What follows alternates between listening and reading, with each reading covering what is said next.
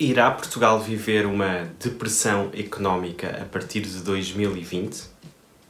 Bom, para muitos, essa depressão já existia muito antes de 2020.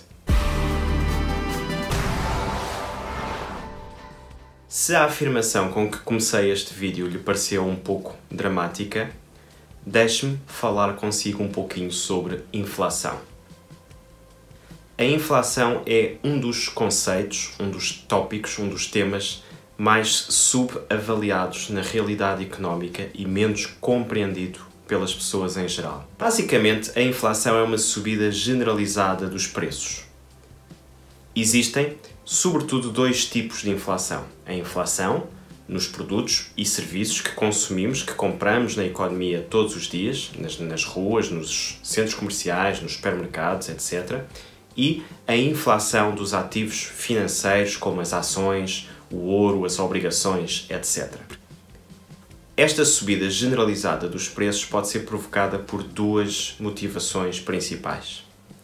A primeira, um desajustamento entre aquilo que é a oferta de bens e serviços e a sua procura. Ou seja, quando há mais gente a procurar um determinado bem ou serviço do que empresas, empreendedores capazes de colocar esse produto ou esse serviço no mercado, então os preços tenderão a subir. Por outro lado, se determinado bem, se determinado serviço está na moda, tem muita procura, tem muita visualização, muita visibilidade pública, digamos assim, as empresas poderão ter alguma tendência a especular um pouco com o preço, subindo e vendo se a procura, o interesse das pessoas se mantém e assim tentarem realizar um pouco mais de lucros com os seus bens e os seus serviços. Por outro lado, essa subida generalizada dos preços pode ser provocada não por uma moda, uma tendência, não por um desajustamento entre aquilo que é a oferta e a procura, mas por uma desvalorização do dinheiro que você tem no seu bolso, na sua conta bancária, na sua carteira. Para que isto seja muito fácil de perceber, peguemos no exemplo da impressão de dinheiro pelos vários bancos centrais de todo o mundo que tem acontecido após a crise do coronavírus, esta crise pandémica que estamos a viver, e que tem enchido a economia com novo dinheiro em circulação. Ora, este novo dinheiro não só não tem uma tradução direta também num crescimento da riqueza, num crescimento da produtividade dos trabalhadores, das empresas em geral, como aquilo que nós verificamos é mesmo uma degradação da riqueza criada, uma destruição de postos de trabalho e uma destruição de negócios e da economia como um todo. Assim, passamos a ter mais dinheiro em circulação para menos economia.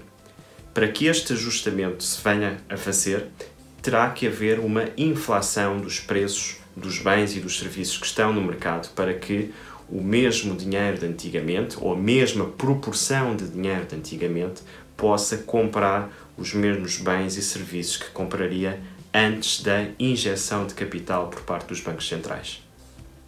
Ou seja, na verdade você não teve uma subida dos preços por via da produtividade, pela especulação, pelo tal desajustamento entre procura e oferta, mas sim porque passou a haver mais dinheiro em circulação para a mesma economia, para a mesma riqueza ou para até um pouco menos de riqueza criada.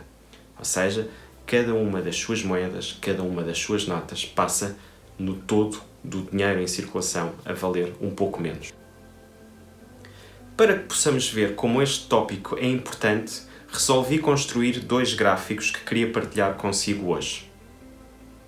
Nestes dois gráficos, eu compilei os últimos 20 anos de crescimento de três dos principais indicadores que nós podemos utilizar para ver a melhoria da nossa qualidade de vida, do nosso poder de compra e a evolução da economia em geral. Assim, trago-lhe dois cenários que compilam o crescimento da riqueza portuguesa, o produto interno bruto e a sua evolução entre o período de 2000 e o período de 2019, bem como, para o mesmo período, a evolução da remuneração média nacional, ou seja, de quanto recebe um trabalhador em média em Portugal, e, naturalmente, também a evolução da inflação oficialmente identificada pelo Instituto Nacional de Estatística para o mesmo período. Neste gráfico temos então no eixo horizontal o período de tempo em análise, no nosso caso 2000 a 2019, e no eixo vertical a percentagem de crescimento de cada um dos 3 indicadores que estamos a analisar. As linhas roxa, azul e verde representam respectivamente o crescimento da inflação, o crescimento da remuneração média nacional e o crescimento do PIB. A conclusão, olhando para os números oficiais, é mais ou menos óbvia. Apesar da grande crise financeira iniciada em 2008 e que repercutiu as suas consequências nos anos seguintes, vemos que, no final do período, as famílias teriam registado um aumento da sua capacidade, do seu poder de compra. Para que este primeiro cenário corresponda àquilo que você vivenciou nos últimos 20 anos, então você terá que ter sentido um crescimento do seu poder de compra entre o ano 2000 e o ano 2019. Porquê? Porque a economia portuguesa cresceu, o PIB evoluiu 78% neste período e a remuneração média nacional também acompanhou um pouco esta tendência, subindo 68% acumulado no período de 2000 a 2019.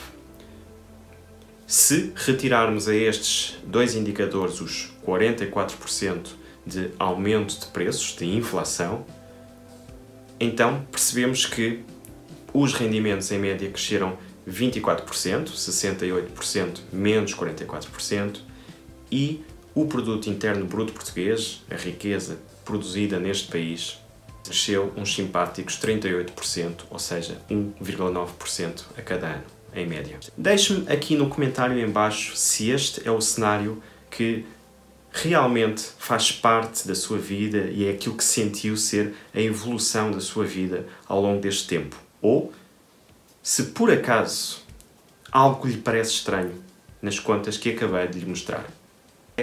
Talvez nesta fase seja importante você perceber como é que a inflação é calculada no conjunto dos países da União Europeia.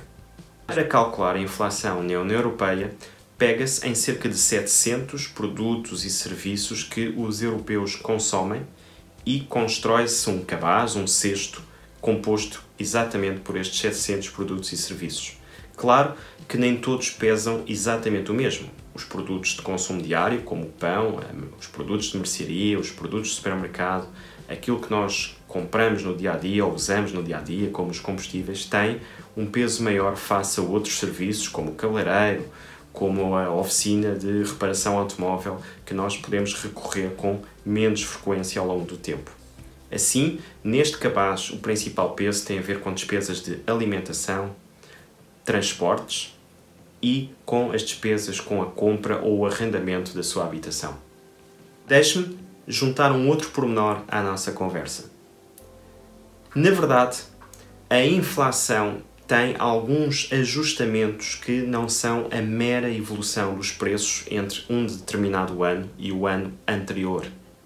Há alguns mecanismos em muitos países que tendem ainda a desvalorizar esta inflação por atualização dos próprios produtos ou dos próprios serviços. Deixe-me dar um exemplo. Se você em 2018 tivesse comprado um smartphone topo de gama a 1000 euros, por exemplo, e se o mesmo topo de gama do ano seguinte custasse 1200, na sua cabeça, o lógico seria interpretarmos que o preço subiu 20%, 200 euros em 1000, de 1000 para 1200.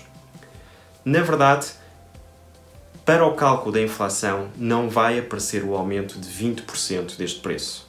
Porquê? Porque o que é considerado, o que os organismos de estatística oficial consideram muitas vezes é que você não pagou 20% a mais pelo equipamento no ano seguinte. Porque nem todos aqueles 20% correspondem a uma efetiva evolução de preço apenas.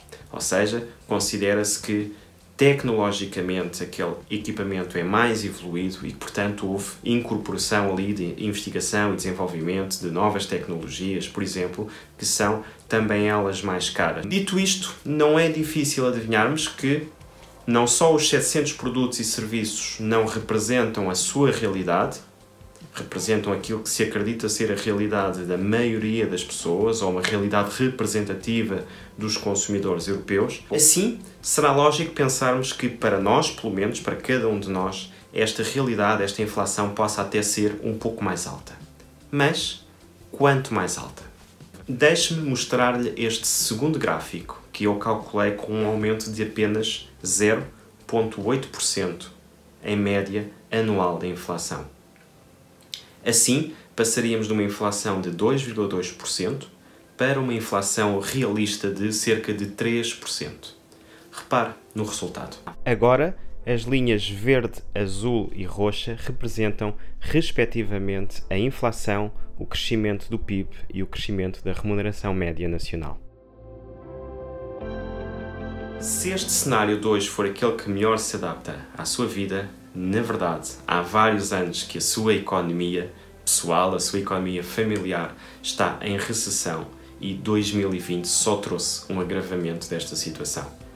Se gostou do tópico que lhe trouxe hoje, do tema que lhe trouxe hoje, não se esqueça de subscrever o nosso canal, se ainda não fez, deixar o seu gosto e partilhar nas suas redes sociais favoritas aquilo que vamos produzindo aqui semana após semana.